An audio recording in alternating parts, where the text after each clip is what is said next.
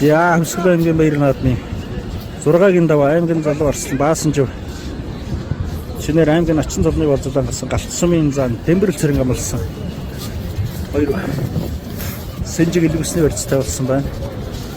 За аймгийн нэмэх начин Гарман Батэрдэн шинээр аймгийн ачин золныг болзуулан гарсан цагаан өрийг өнөр утгаар унсан байгаа.